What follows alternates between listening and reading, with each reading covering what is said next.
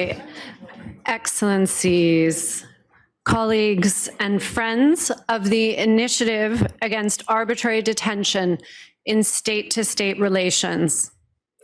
Excellences, collègues et amis de l'Initiative contre la détention arbitraire dans les relations d'État à État. Good evening, and thank you all for joining us today. My name is Julie Sunday. I'm the Assistant Deputy Minister for Consular, Security, and Emergency Management at Global Affairs Canada.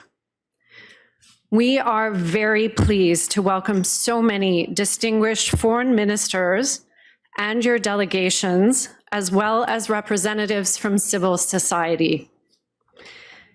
Your presence here speaks to our strong shared commitment to end the use of arbitrary detention for leverage in diplomatic relations. Votre présence ici témoigne de notre engagement fort et commun à éradiquer la pratique de la détention arbitraire comme moyen de pression dans les relations diplomatiques.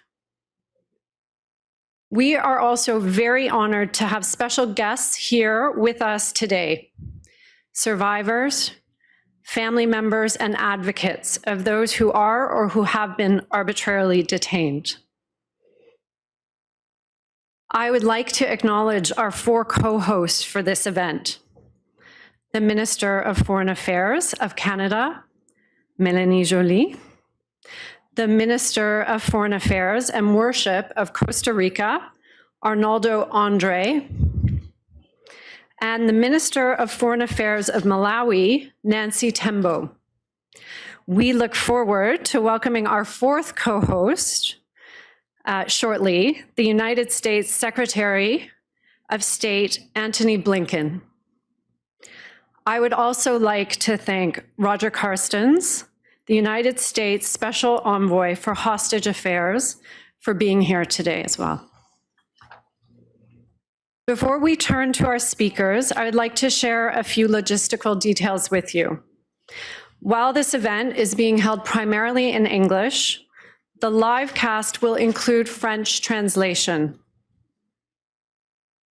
After the formal session, we will have a photo taken of our co-hosts and our speakers, and then a separate family photo of the representatives of each country present this evening. A gentle reminder that the reception portion of this event will be off the record. Now that we've covered our housekeeping issues, we can begin our formal program. I'd like to invite you to watch a pre-recorded welcome address from the Prime Minister of Canada, the Right Honourable Justin Trudeau. Hello everyone, bonjour à tous, and welcome to the high-level dialogue on the Arbitrary Detention Initiative. Le Canada a présenté sa déclaration en 2021 et depuis, 70 pays ont adhéré à cette initiative et convenu que la pratique de la détention arbitraire doit être éliminée. L'objectif d'aujourd'hui consiste à créer une dynamique et à parler d'une seule voix pour dire que les citoyens ne doivent jamais servir de pions dans les relations entre États. Arbitrary detention threatens individuals and strikes at the very heart of international law, the rules-based international order, peace and security. And two people at today's event, Michael Kovrig and Jason Rezaian, know its cruelty all too well. I want to be clear.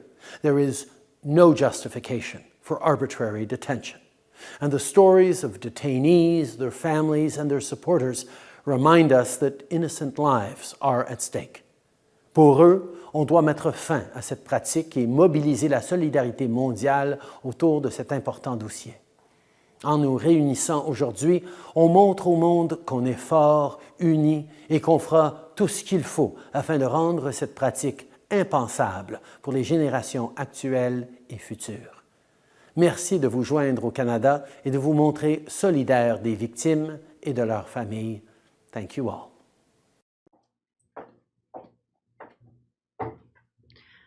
I would now like to invite the Minister of Foreign Affairs of Canada, the Honourable Mélanie Joly, to share her reflections on our progress to date on this important initiative.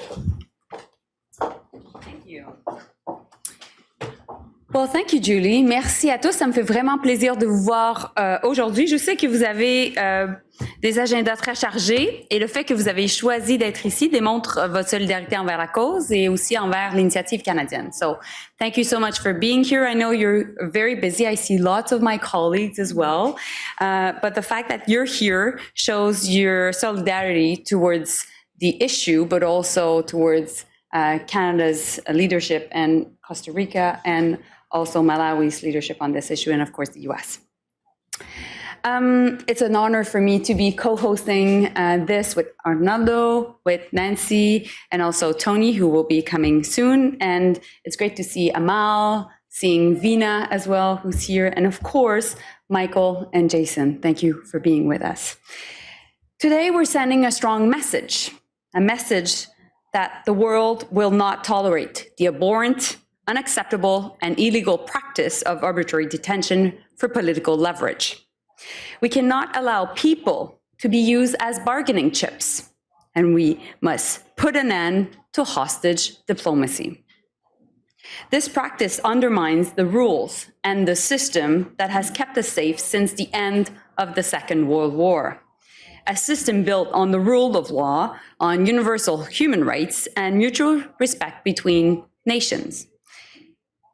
This practice of arbitrary detention rips at the seams of friendship between countries, presenting a real threat to global security.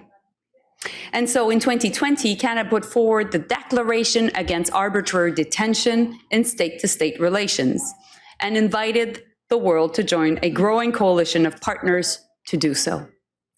And let me be clear, and as mentioned by the Prime Minister, our citizens are not pawn in a geopolitical game. They are not proxies for disputes between states.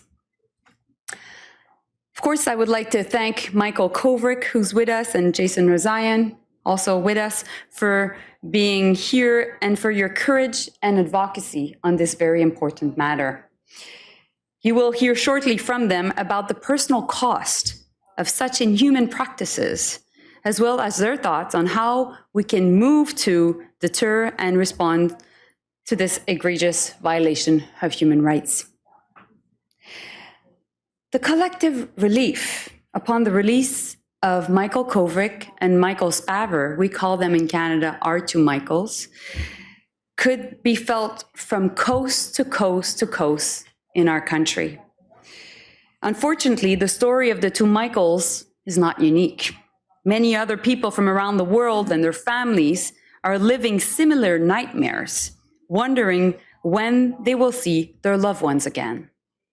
I'm thinking of the ongoing detention of the Wall Street Journal reporter Evan Gershkovich, currently held by Russia. And my thoughts are with him and his loved ones. We have come a long way in the 2.5 years since the declaration was launched. We have gone from 58 endorsers to 72, and as of today, this number is also growing.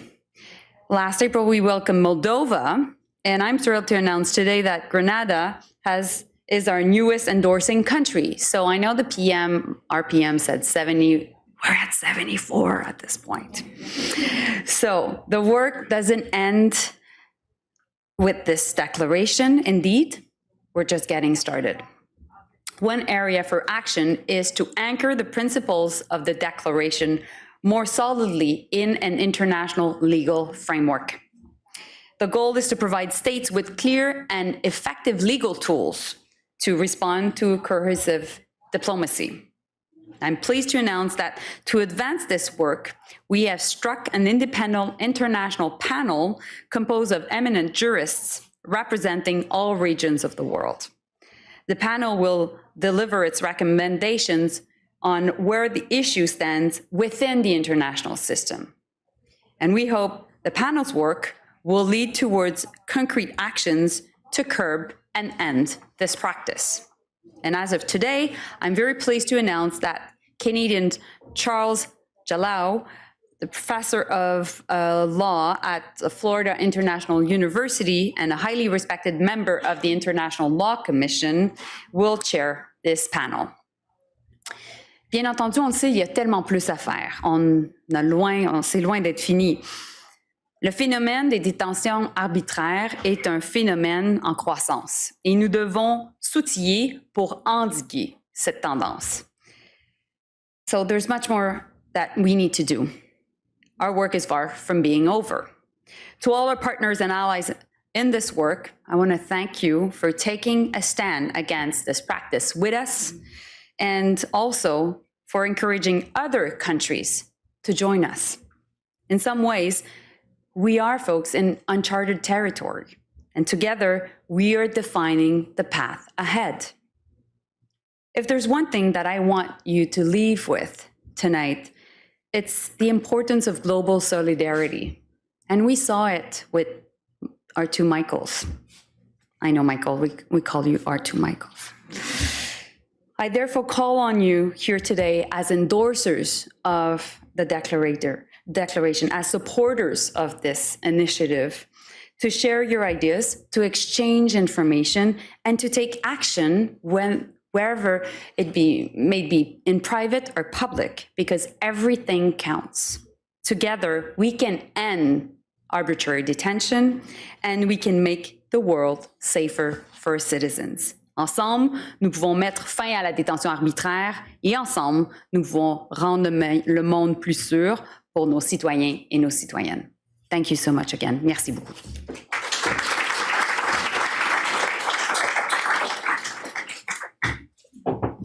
Thank you, Minister.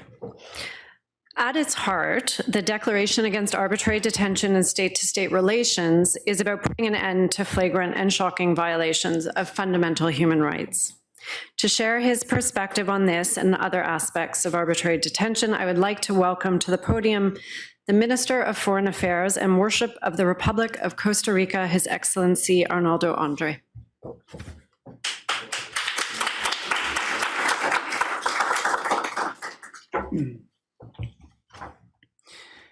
Excellencies, distinguished participants, dear friends, I'm very pleased to join on behalf of my country, Costa Rica, Minister Jolie of Canada, coming Secretary Blinken of the United States of America, and the Honorable Minister of Malawi, Tembo, as co-host of this event.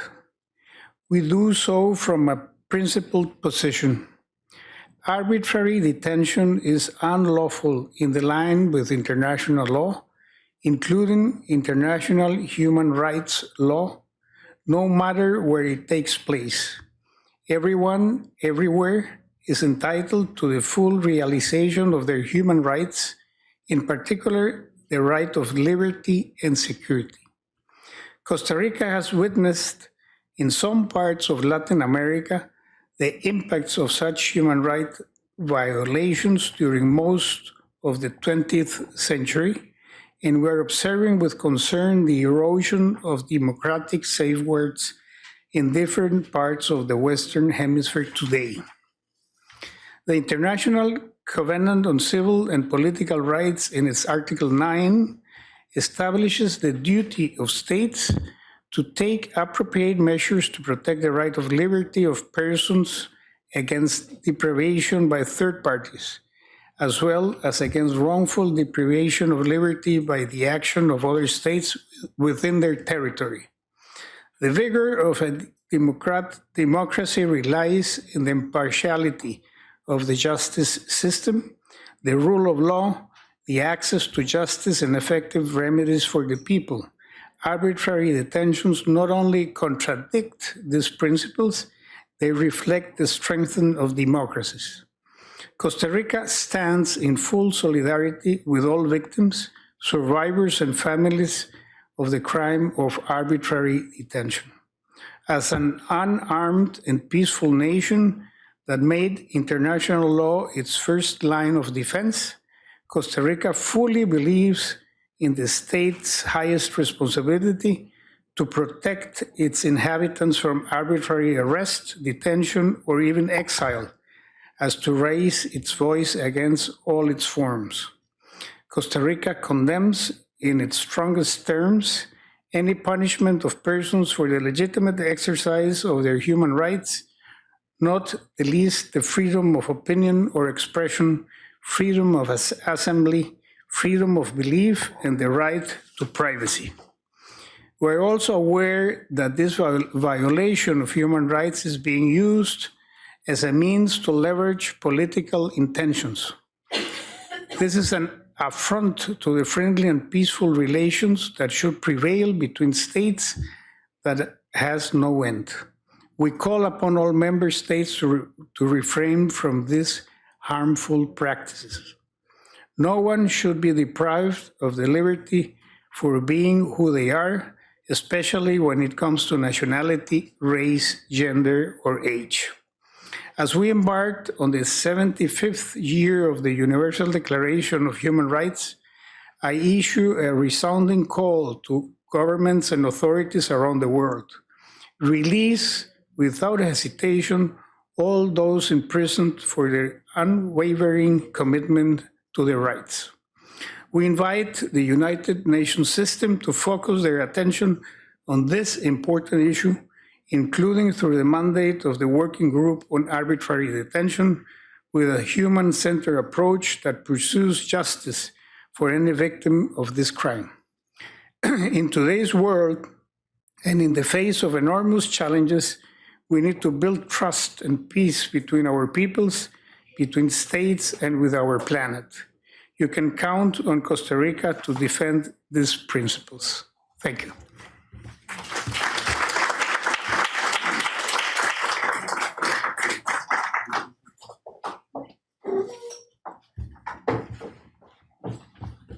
Thank you, Minister. So I would like to welcome to the podium in a moment Mr. Michael Kovrig, a Canadian citizen, policy analyst, former diplomat, and former detainee who was held in China for more than 1,000 days. I had the privilege last June to present alongside Michael at the European Parliament Subcommittee on Human Rights, where for the first time, he shared publicly his reflections about how the international community can prevent and respond to arbitrary detention. So I'm really pleased we get to hear from you today. Thanks.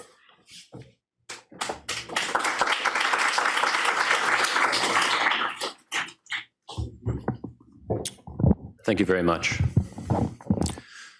Arbitrary detention is the opposite of what the United Nations here stands for, the opposite of diplomacy. It's a cruel weapon of coercion in which the perpetrators hide behind a sham of legality. Why should you care? Most of you at this dialogue probably have diplomatic immunity, but you won't always. I was once a diplomat and worked at this very mission, and that didn't protect me. Imagine it. What if they came for you?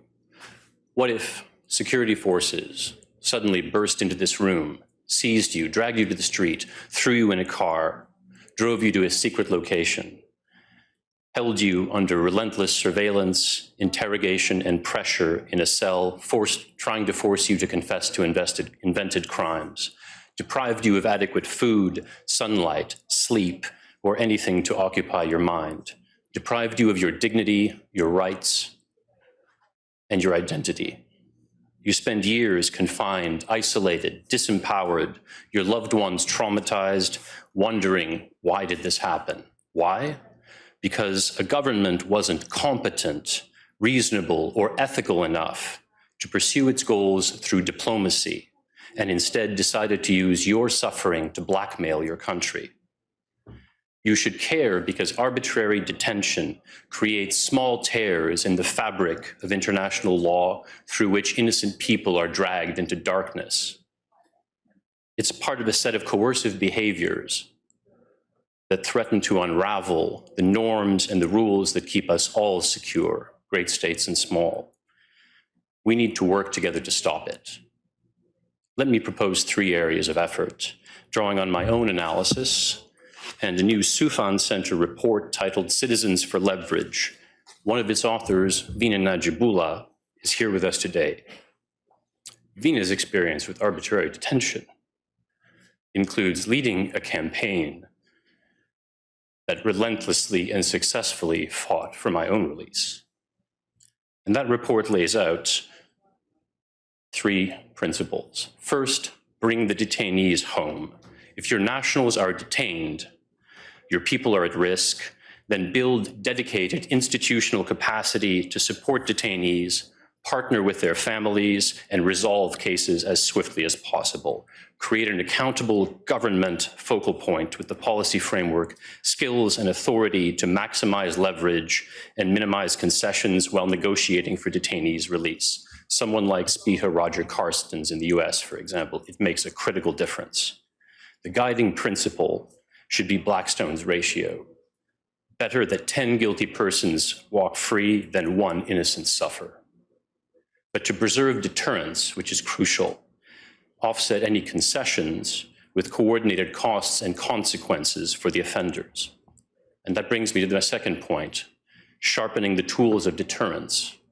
Currently, the costs of arbitrary detention are asymmetric, low for perpetrators, high for targeted states, and astronomical for victims. To invert that equation, we must deny opportunities and punish violations. Build deterrence toolkits that include intelligence gathering, coordinated diplomacy, targeted sanctions, financial penalties, legal action, travel advisories and bans, and more. Create mechanisms to achieve justice for victims and accountability for perpetrators. Include measures to deter arbitrary detention in broader mechanisms for anti-coercion.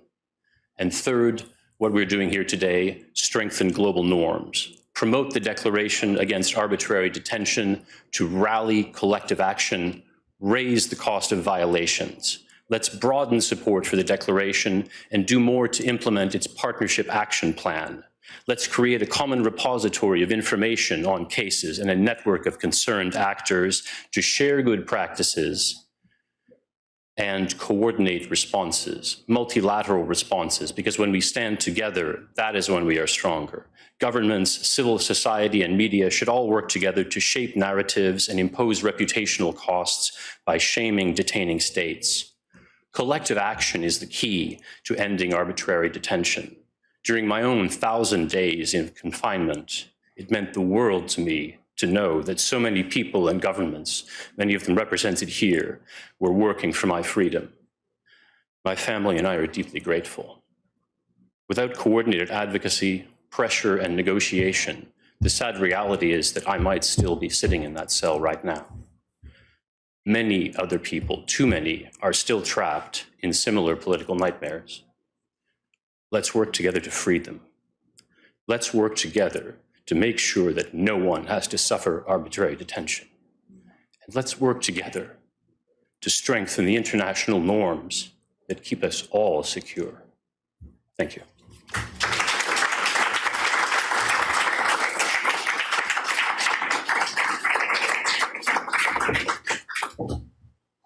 Thank you, Michael.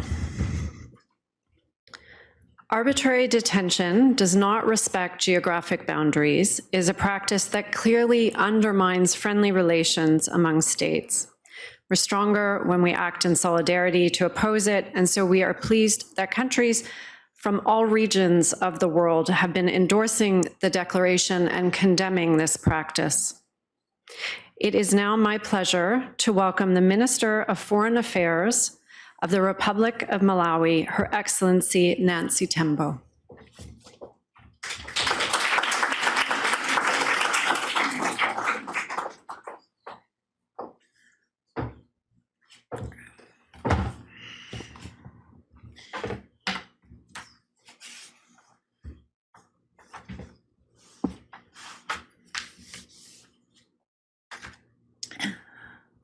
Excellencies, distinguished guests, allow me to begin by expressing my heartfelt gratitude to you, Honorable Minister Melanie Joly, and to the Government of Canada for your invaluable efforts in championing the cause against arbitrary detention in state-to-state relations. Your leadership and our unwavering support serve as a beacon of inspiration for nations worldwide, and your dedication is commendable. Malawi endorsed the initiative against arbitrary detention in state-to-state relations in 2021, marking a significant milestone in our commitment to upholding the principles of human rights, the independence of the judiciary, and the rule of law. These principles are not mere rhetoric on parchment. They are enshrined in the very soul of our Constitution, reflecting the core values that we hold dear as a nation, values that underscore our commitment to justice, equality, and freedom. Malawi embraced this noble cause because we firmly believe in rule of law as the cornerstone of state-to-state relations. The use of arbitrary detention as a coercive tool not only contradicts this essential principle, but also undermines our unwavering dedication to achieving peaceful, negotiated settlements to disputes. We stand as a testament to the fact that diplomacy and open communication are far more effective tools for resolving differences than unjust incarceration of individuals. Our presence at this gathering is an affirmation of our unwavering commitment and resolute to support this declaration and its bedrock principles. We stand shoulder to shoulder with all nations in the unrelenting pursuit of justice, the protection of human rights, the defense of individual freedoms. Together we form an alliance to combat the challenge of arbitrary detention. Looking ahead, it is imperative that we strengthen our institutions, particularly legal departments within our ministries of foreign affairs and justice, our judiciary, and our investigative arms of governments. By forging stronger bonds within these pillars, we can foster greater information sharing, exchange invaluable best practices, conduct vital research, and most importantly, enhance international collaboration in our shared quest to end arbitrary detention.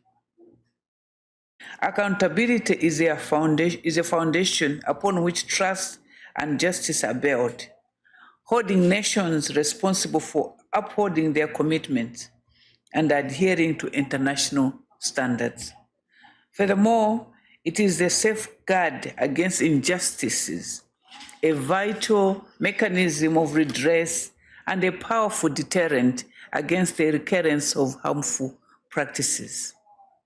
Our commitment to accountability will reinforce our collective resolve to protect the rights and dignity of individuals across the globe, ensuring that no one is above the law and that fairness prevails in our shared journey toward a brighter, more just future.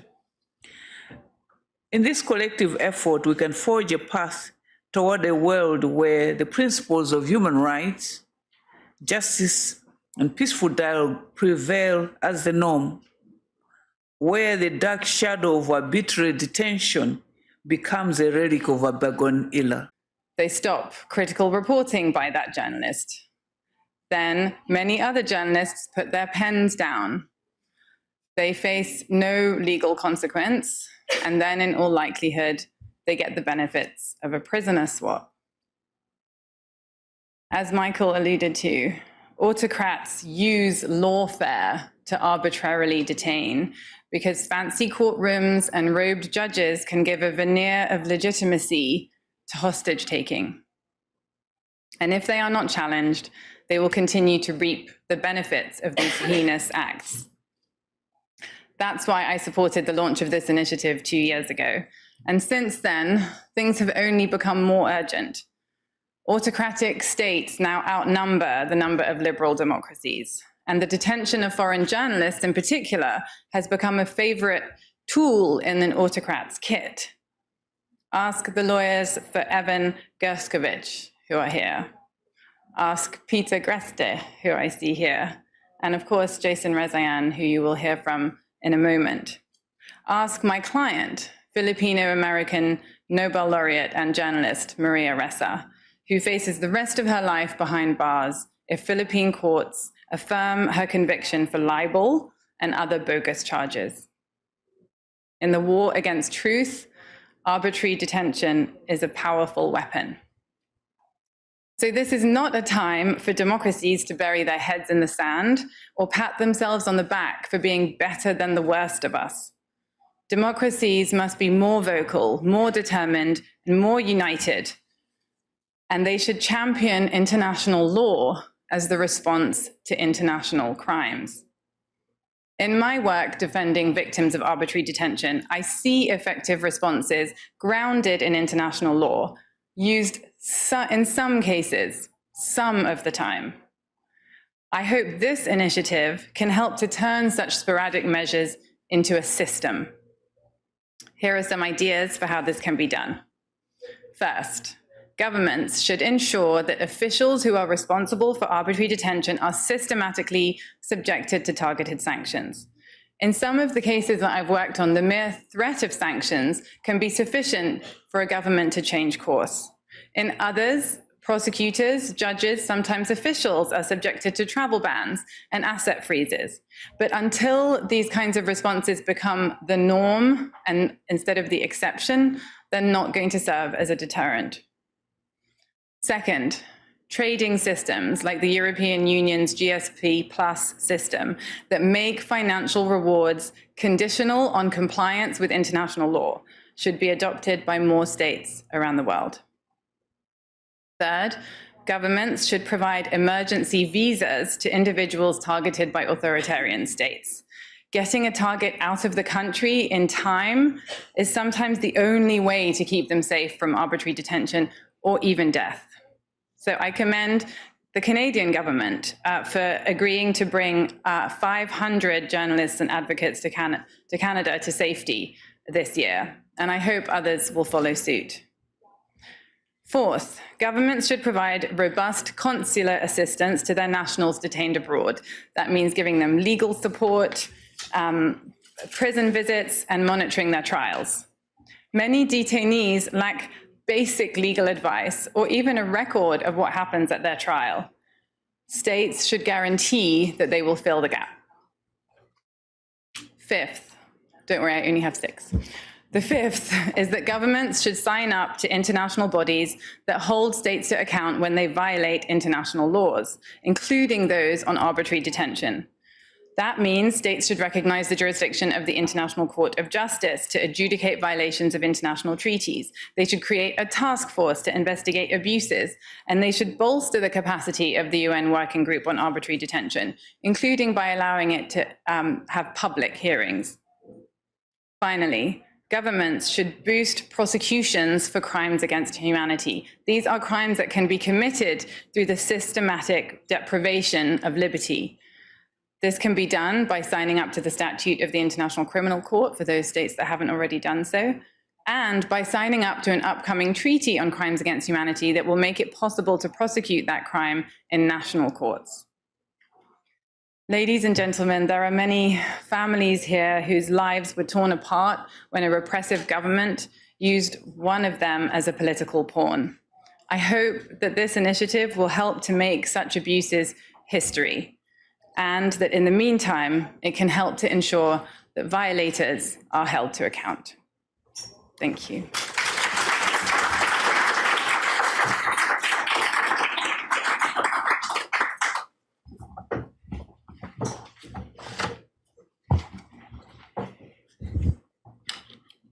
Thank you. At the core of the Arbitrary Detention Initiative are the testimonies, strength, and resilience of survivors, their families, and their advocates. The initiative also honors the memories of those who did not survive and the voices of their loved ones. We have already had the benefit of hearing from Michael Kovrig. I would like to acknowledge some other special guests who are here with us today. Peter Greste, an Australian journalist who was imprisoned in Egypt for over a year. Vina Najibullah, tireless advocate for Michael Kovrig, and whose paper on arbitrary detention was recently published by the Soufan Center. David Levinson, whose father, Robert Levinson, was detained in Iran in 2007 and who has never come home. Elizabeth Whelan, sister of Paul Whelan, who is currently detained in Russia. Nitzar Zaka, founder of Hostage Aid Worldwide, who was detained in Iran for almost 4 years. And last but not least, Jason Rezaian, who was working as an international correspondent when he was detained in Iran for 544 days. Jason, thank you for being here, and I'd like to invite you to the podium.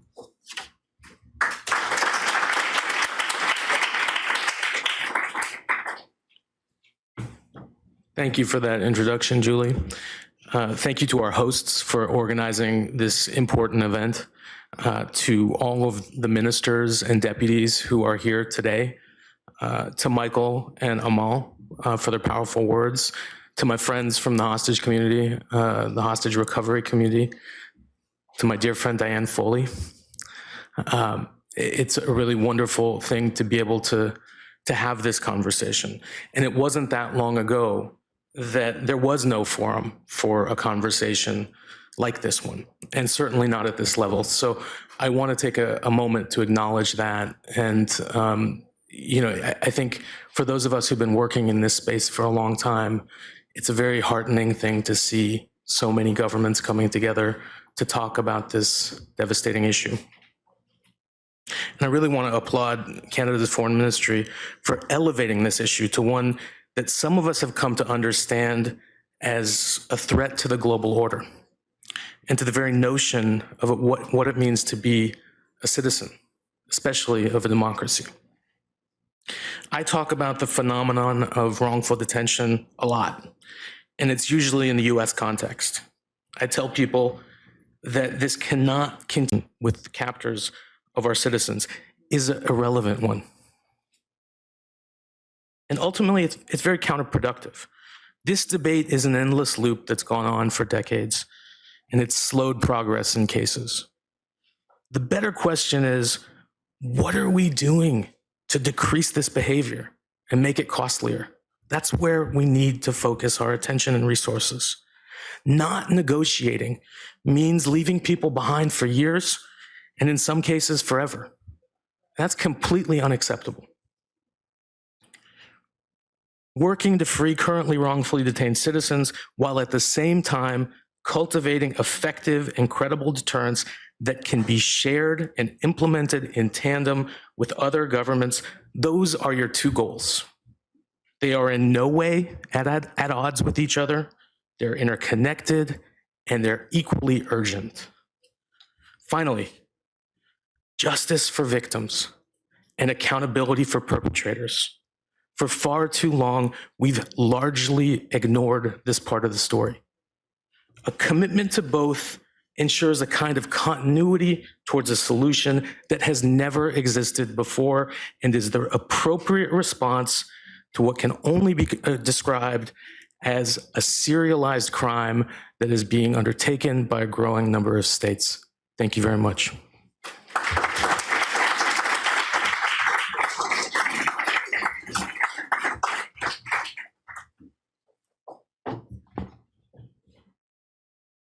Thank you. Finally, I would like to welcome the United States Secretary of State, Antony Blinken, to the podium for closing remarks.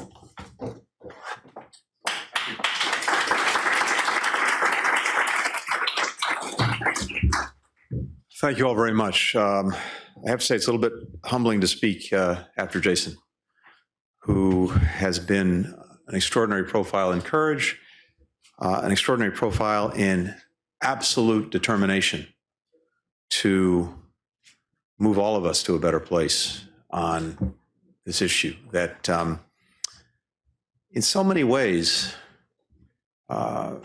is, for me, one of the most profound things that I have to deal with in my job, and I suspect Melanie and my other colleagues feel the same way. There are a lot of terrible things happening day out, day in, day out around the world. But there's something so profoundly callous and inhumane about this practice of ripping people from their lives, from their families, from their loved ones, to use them as political pawns. And I don't know, just on a human level, sometimes I look across the table at a counterpart whose country is engaged in this and really ask myself how they sleep at night. But we have a profound reality to deal with, and I take great inspiration from what we just heard from Jason. I'm really grateful to you. I'm grateful to Michael Kovrig, the two Michaels, in fact, for advocating on behalf of those who are being arbitrarily detained, standing up to governments engaged in these abuses, to loved ones of those who have been or are still held hostage or wrongfully detained, including the Whelan, Foley, and Levinson families, who I believe are here with us today. Your own resilience, your own extraordinarily tenacious advocacy, the love that drives it is also incredibly humbling to those of us who are serving in positions of responsibility and trying to make good on this particular responsibility. It's inspirational. And I know sometimes we're on the receiving end of your advocacy, your encouragement, and more than encouragement. It's so vital, it's so necessary, and it's so deeply appreciated, even if it sometimes doesn't seem like we appreciate it. To my friend, Melanie Joly, thank you, not just for hosting us, but thank you for your leadership over virtually from day one since we've been working together in combating arbitrary detention. Here in a room that, as I understand it, is named for Ken Taylor, who didn't hesitate to shelter those 6 Americans in Tehran in 1979, we are reminded that Canada's commitment to this issue goes back for decades. And I want to thank our co-hosts as well, Foreign Minister Andre and Foreign Minister Tembo, for their commitment, for their determination on this. I just have to acknowledge quickly a couple of other people. One who is here, one who is not. One who is here is my friend and colleague, Roger Carstens, who every single day is the beating heart of our administration's efforts to bring home Americans who are wrongfully detained. Roger makes a card for me that I carry in my pocket every day. It has a list of those Americans who are being wrongfully detained somewhere around the world. I get no greater satisfaction in this job than the days when we get to cross someone off that list, as we were able to do just this week. But that doesn't just happen. It really is the product of extraordinary work, extraordinary engagement, starting with Roger, starting with a remarkable team of individuals that he's built around him, who I think demonstrate every day both their tenacity and their profound humanity. And I'm grateful, Roger, to you. Thank you.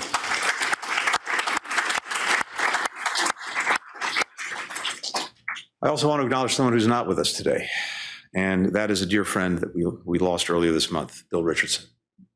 I've known Bill for decades.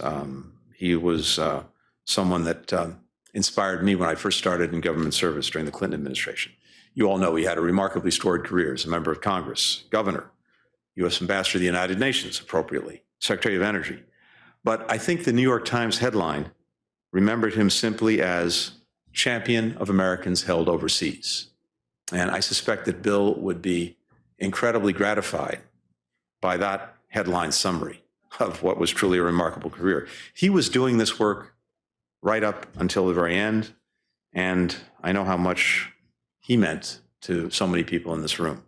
And I imagine he would have been happy to know that we welcomed home this week Simak Namazi, Murad Tabaz, Ahmad Shargi, 2 other Americans from their unjust detention in Iran. And I want to express my own gratitude to our partners overseas who helped make this happen, to our colleagues in Oman, in Qatar, in Switzerland, in the United Kingdom. We're also keenly aware that dozens of U.S. nationals are still wrongfully detained, still suffering, as are their families and loved ones. These are our fellow citizens, Americans living and working abroad, business people, journalists, travelers, held without cause, without due process, merely to become a human bargaining chip, which is why we will not stop our work to free every single one of them. In this job, I have no higher priority than the security of my fellow Americans abroad. That's why the United States government has worked relentlessly to free Americans who've been unjustly detained. And I'm very proud of the fact that during this administration, we have brought home 35 people over the past 2.5 years from countries, alas, around the world. But as this group appreciates especially, and as Jason said so eloquently and powerfully, we also have a profound responsibility to do everything possible to deter future instances of arbitrary detention. Last July, President Biden signed an executive order to try to expand our tools and disrupt these practices, building off the experience of prior administrations and, critically, the 2020 Robert Levinson Act. This includes authorizing new financial and travel restrictions like the ones we imposed just this week on the Iranian Ministry of Intelligence and Security and former President Ahmadinejad. The most effective way, though, to make these regimes think twice is by acting together, amplifying the cost of arbitrary detention in ways that no country can achieve if it's acting simply on its own. That would make all of our citizens safer. That's the spirit behind the Declaration Against Arbitrary Detention, which the United States endorsed during President Biden's first month in office, with Canada leading the charge. 73 nations have now committed to this initiative, plus several more who joined it today. At this first ministerial, since the declaration launched, we have a chance to continue this momentum, and I hope really to build on it. We can share best practices by enhancing our own country's efforts to free those arbitrarily detained. We can align on what constitutes arbitrary detention and do that for greater diplomatic leverage so that it's clear what merits a response from the international community. We can grow this coalition to include more countries from every region. More importantly, we can send a message.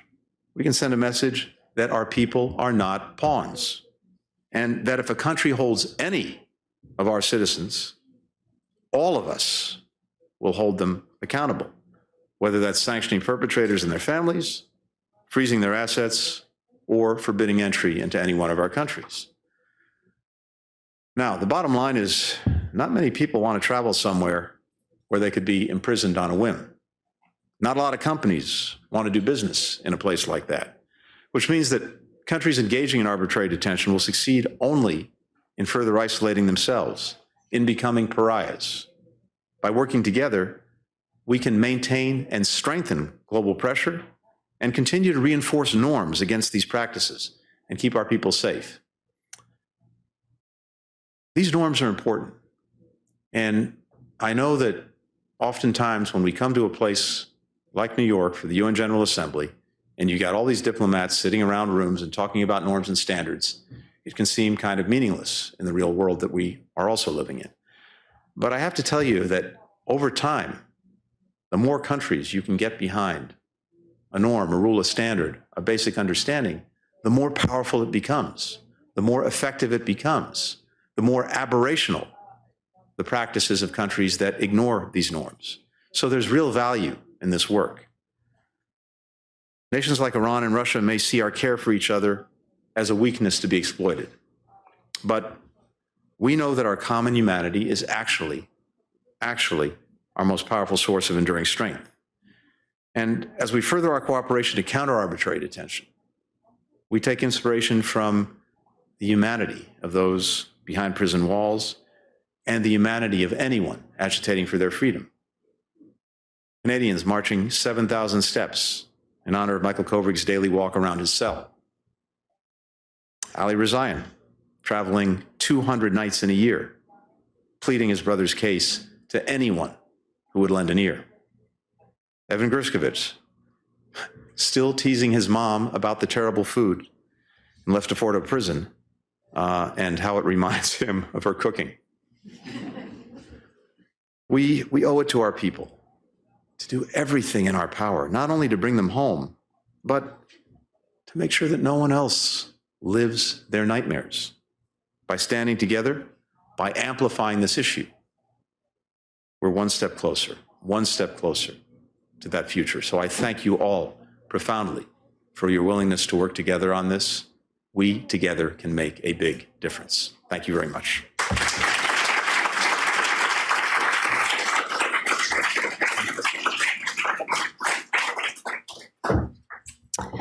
Excellencies, colleagues, and friends, thank you once again for being with us today to bring international attention to this issue.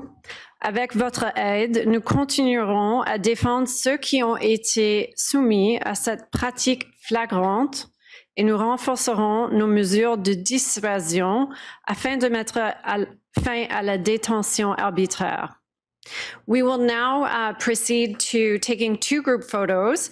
The first photo will include the co-hosts and speakers. And so if I could ask you to follow me into the foyer in just a moment. I'd be really grateful if the remaining guests could just stay for a few moments in here.